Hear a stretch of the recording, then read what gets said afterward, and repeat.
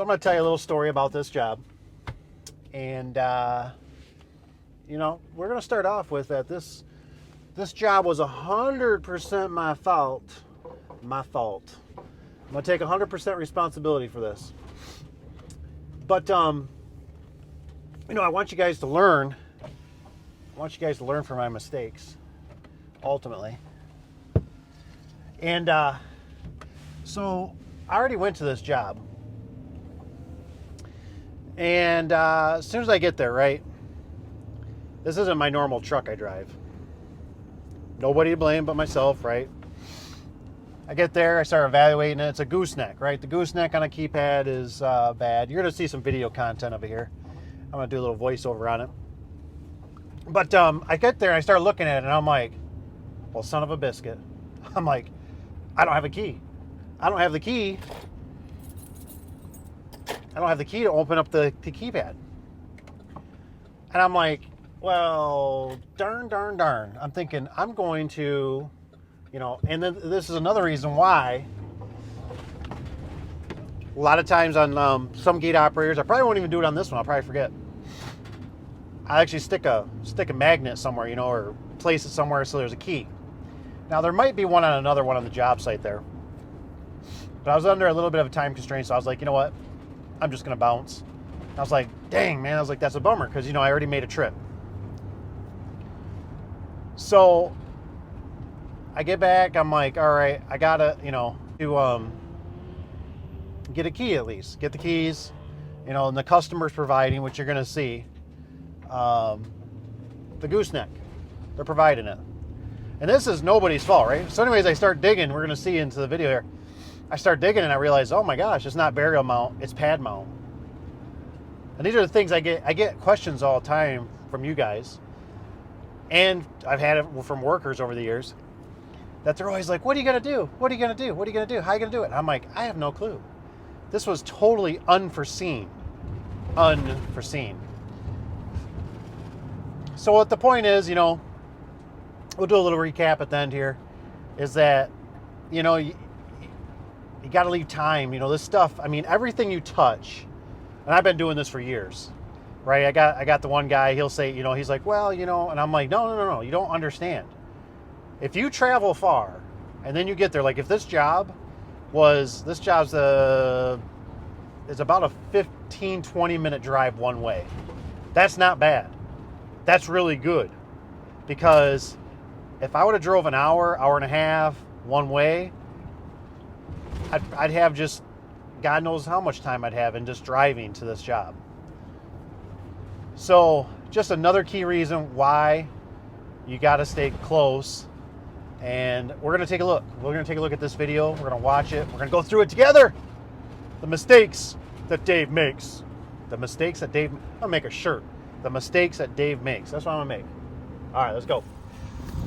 All right, guys. So you can see I'm kind of going through all the stuff I put together, all the concrete, wheelbarrow, and I don't even need it because it's going to be pad mount. So I'm kind of like bummed that I put all this stuff in the truck, a bunch of time wasted. But there's the old one, there's the new one I just got from the customer with concrete in it. Wonderful. You'll see how that's going to be a problem in the future. So I also brought water that splashed around in the van that made a mess that I no longer need, but I'm not traveling back. So I said, hey, don't take my water, because I'm thinking I might still need it. You never know why, but so that's just going to stay there for now until I dump it out. Maybe I'll throw it back in the van. I'm not quite sure. All right, so this is the base, and you can see that little stub, and that's the part of the gooseneck that was there that rotted off because under the ground.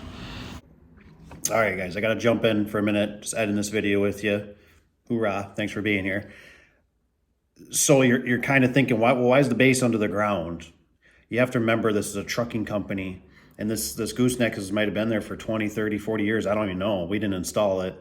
And over the years, the ground has built up or this has sank, you know, one of the two. But my guess is more or less because they're hauling gravel, dirt, all kind of debris over the years, sweeper. They built the road up. Maybe it was a kind of a swampy area. So the keypad obviously sunk And that's why the gooseneck, it rotted out by the post there because it's buried in the dirt all the time, getting wet and all that kind of stuff. So just wanted to clue you in. So I'm just gonna work this plate off. And it was really nice that the base was there, because I'm gonna reuse that base. You're gonna see it up here shortly, how I had to fabricate it. But I had to make a decision because, you know, that conduit's encased in concrete. That's concrete, a nice pad of concrete actually below it. And so unfortunately, when I was taking this apart, you're gonna see in a minute here, I nicked the wire, and that's what I was looking at. I was kind of bummed about that. You know, it was a sharp right there, bam, I just hit it. And I'm like, dang it. I'm like, I hope I just didn't compromise this wire. Now, luckily, it looks like there's enough there. Looking back at the video, I'd be okay.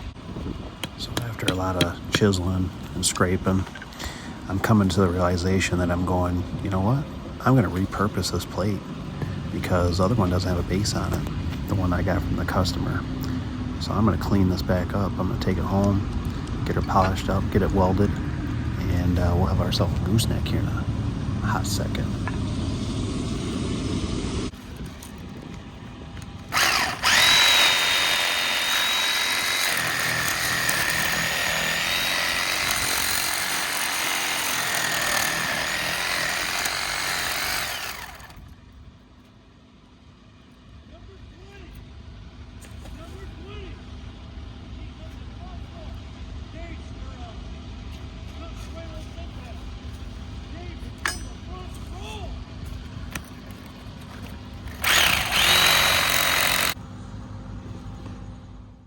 Okay, so this is the evening. Here's the plate I'm going to use. I'm going to clean it up. I ground it, realized, oh man, this post has got concrete in it. So I start getting the hammer drill out, getting ready to get this concrete out of this used post. There I'm working it. It was not fun. It was stuck in there really good. I'm going to weld her up with the old stick welder. I'm not a professional, but I can get the job done. It's going to be in the ground, so I don't really care. Slap some paint on it. Some rust paint. Hopefully it'll keep it long life for it. Had a hole. Had to fill it in with some silicone. Use 100% silicone. It'll just dry for you in all conditions pretty much. And I used a little surface shield in there and the inside to keep that from rusting. So away we go. Okay, so this is the next day. I'm getting back to the job after doing all the fabrication. I always put a piece of red tape on there. I mean, it's just, you're trying to idiot-proof things. I cannot express that enough. So that when somebody runs it over, hits it, I don't know why these things happen. You ever think about it, like when you see a police stop or an accident, and then there's another accident, and you always wonder, like, how does that even happen? Like right now, I'm creating an energy field. That's just me showing you. I got some, I stopped at the store and got some gel connectors for what I needed, but I'm telling you, it's stuff, you're creating energy. It wouldn't even surprise me if a truck runs into me right now. You know, that's how it goes. So I wanted to tell you about this concrete, or this concrete hammer. And life is horrible if you don't have a good concrete hammer. I used to hate it because I used to deal with like DeWalt with the like little hammer drill that they had on there, and they were just a pain. You break off bits, they didn't work appropriately. You buy the right tool when it comes to concrete, and you'll love putting anchors in concrete. Once you learn it, and I'm showing you a little goober there. I already stuck my hand in that. That's a silicone job right there.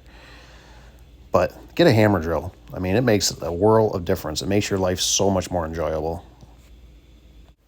Just showing off the anchors here, nothing special.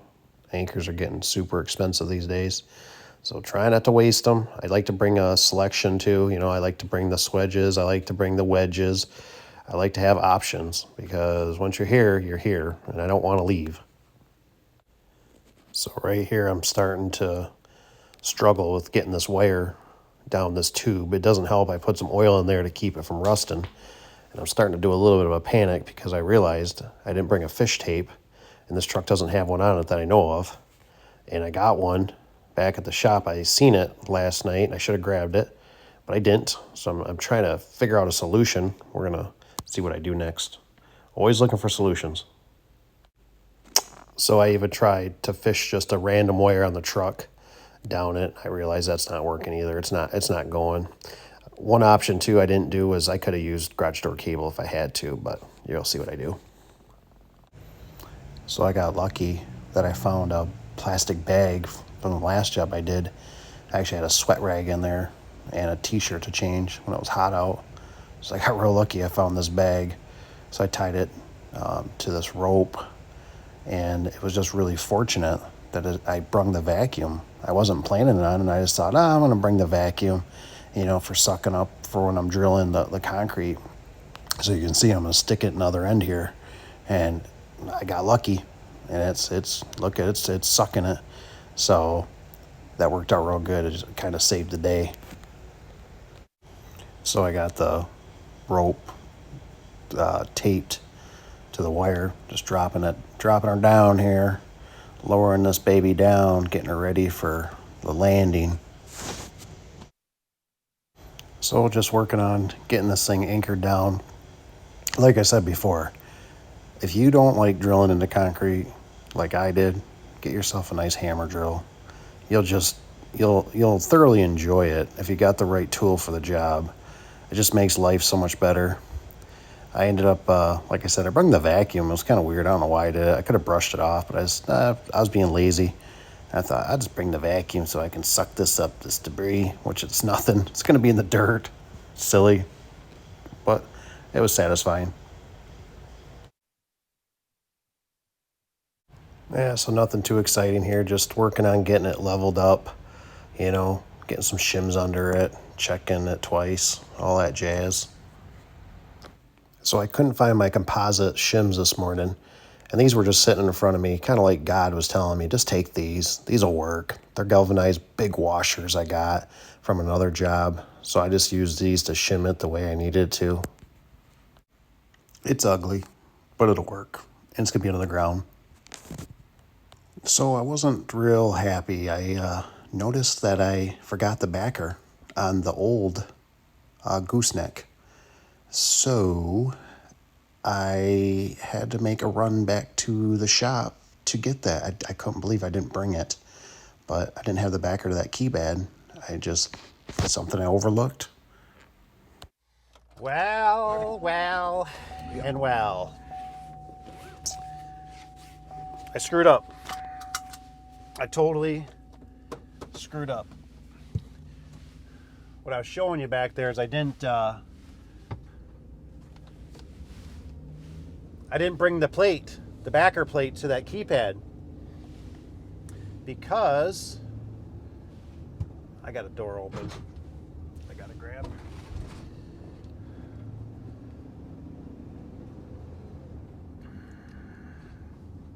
Let me grab this door real quick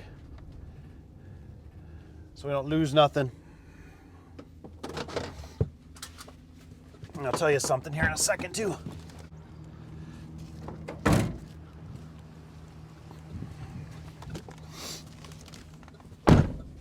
So maybe you guys can help me out on this. Seasoned people. I'm sure there's some people have been into an accident. I've been into an accident. But I don't know if this is 100% true or not. But I heard if you don't put your hazards on, so let's say you pull over somewhere and you just got your turn signal on. You're just giving easement or saying, hey, I'm hooking to the side of the road here. You could basically, if somebody rear-ended you, let's just say, you could be almost like at fault. You could get in trouble. You get a ticket, blah, blah, blah. But it's like if you're parked there and you got your hazards on and somebody rear-ends you, then it turns into be like their fault because you had your hazards on. You were showing distress. You were in caution mode. I've heard that before. So that's just a little tip. And if you know for sure, you're like, yeah, I've gotten hit before, and the cop said, and I know it's all discretionary, but I'm just letting you know, like when I do certain things, I just put my hazards on because I look at it and I go, that way, you don't know the situation, another person's watching you, you know how it is in the world. Everybody's watching you, everything's recording, everything's investigating you. So anyways, I forgot that backer plate. So I don't got it'll be a big old gaping hole. I mean, I gotta have the backer plate on, otherwise the circuit board on that keypad will get bad. It'll get rain on it. I mean, there's just no way to mount it without it. And I was just, it's like one of those things. Like I tell you guys, even I'm a seasoned vet, years and years of experience, and I totally screwed this up. And I look at it like I was so focused last night on getting it welded up. It was getting dark. I wanted to get it painted. And I guess I just overlooked it. I totally overlooked I needed that backer plate. I just seen the pole sitting there and I thought, that thing's junk. It's rotted, it's rusted, and I should have brung it. I should have brung the old stuff. I don't know why I didn't. It's just normal protocol. You always bring everything. Now, one thing that I can learn, Dave learn, is with this job, we were using the customer's provided gooseneck. That was their gooseneck. It had the concrete in it. And that's fine. I want to burn it up, right? That saves, roughly $150, $200, roughly. And I look at that like, that's fine. I want to get it used up, But what I screwed up, what I should have done, what should have happened ultimately with this job that we need to do with the next job is that, for one, if I would have brung a burial mount and I would have brung a pad mount, I think a lot of this would have been avoided because I would have been at the job site. I would have had both options because I didn't know until I dug down. I thought it was a burial. And I thought I was going to be chiseling concrete away to get it out. And next thing I know, there's a big chunk of concrete down there. It's really actually good shape. It's a big pad too, which works out nice because I can kind of reuse it. And I thought, you know what, that's going to be the best scenario to just re-anchor it back to this. Plus, it had the conduit sticking out, and that's awesome. That was beautiful. So I said, you know what, we're going to go pad mount now. I didn't look at the shop. I thought, I'm going to burn this thing up. And I did. And unfortunately, without the backer, it's a real pain. And that's just another reason why I try to explain to you guys, stay close, stay local, do not travel. I mean, it's great that I'm only going to have to go 10, 15 minutes. It's whatever, 15, one way to grab it. But it's those things that I just want you to be aware of. And I screwed up. So I got to get off this actually because I'm going to clock out. I'm not going to charge customer for this time because this was totally my fault. So adios. All right, here's the old one, all rusted. It's gone at the base. And there is the backer I need. And of course, there's only like 2 screws in it. It's not in the best shape. I mean, I got some bolts. I'll make it work. But I just needed that stinking backer. It's had to stop the whole job because that stinking backer. My fault. My fault. Even when I leave, I still put red caution tape on there. I don't want nobody wiping out my pole. I'm gone. All right, so we got the backer going on there. I'm going to bolt that puppy on so I can get that keypad on there and I can get this baby wrapped up.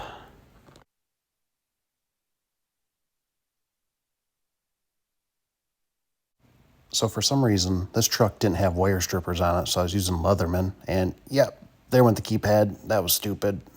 Probably a few choice words were said there. So good thing the audio wasn't on. I'm telling you, this job did not want me to leave. I ended up finding out I put the backer plate on upside down.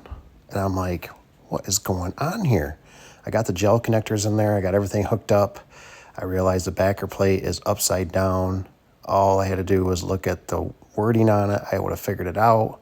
It was an honest mistake. It's not the first time. It's not going to be the last time. But I'm going, man, this job just does not want to stop. It is fighting me every which way. So I got to pull the bolts off, just spin it. Not too bad of a job, as long as I don't lose that keypad. Because if that falls, I will probably just start, I don't know what I'll do. I might just throw it across the parking lot. All right, we got it spun around. I'm just tightening up the bolts here. You can see the stickers up on top now, that backer plate. So now it'll hook on there right, and then I can lock it, and I can leave this thing alone, and hopefully not come back to it for a long time.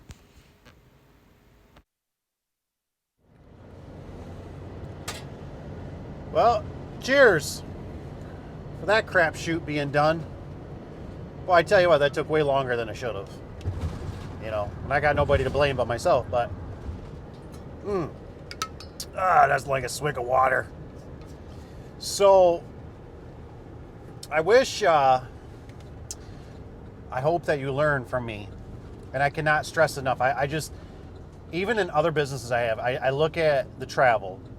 The travel kills you because it's almost like a hidden tax, because you're driving, right? And you're going, oh, you know, I charged extra for it. I charged good money, right?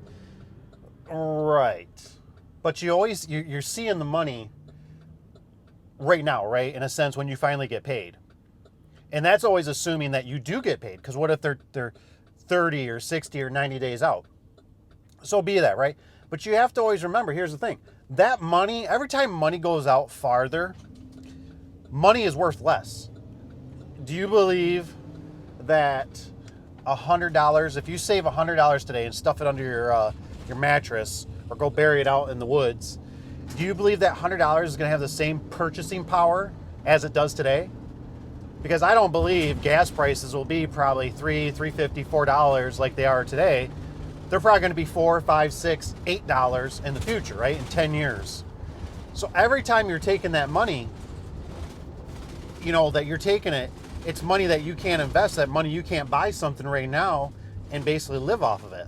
You know what I mean? So that's just something to think about. The other thing is, too, that you're not taking into consideration, or might not be taking into consideration, is that right now with that travel, this is like the hidden tax. This vehicle right now, this vehicle is accumulating miles on it. This vehicle is accumulating wear and tear. This vehicle might have the transmission blow out. This vehicle the engine might blow up. So with that being said, and then when you have to go buy that vehicle, that's 40, 50, 100, 120. I looked up the van that I bought a while back, or this was probably 3 years ago. And I looked it up and it was like, I don't know, I think we paid 30 for it, 30,000. I found one with double the miles, same year, and they wanted like, I think it was like 40 or 46,000. I'm like, what? I'm like, it's got double the miles. I'm like, that was, 3 or 4 years ago when I bought it. And it's like, what is it? Like up $16,000? And I'm like, that's just ridiculous. So you're putting the wear and tear. See, these things are not assets. These things are liability, right? These things are always taking money out of your pocket. Always. So the less you travel and you have oops, because we all have oops, right? You just can't do it. You just can't do it. This job would have been a nightmare if it was an hour one way away. I would say it would have been a nightmare if it was probably over 30 minutes away one way. You know what I mean? It was right around the 15, 20. You know what I mean? That's stretching it. All things you got to think about. So, well, I'm going to let you go. I'm going to wrap up the video, I think, here at this interval. And I hope you guys have a wonderful day. I hope you learned something. If you don't mind, hit that like button to become a subscriber. I won't even stalk you. I won't even charge you. We're getting up there, too, because I'm giving that Milwaukee nailer away. I told you, we get up to 2K, it's going to somebody. Not sure how I'm going to do it yet, but I got some ideas. So anyways, you guys, take care. See you on the next one. I hope you learned something. Have a great day. Keep your fingers.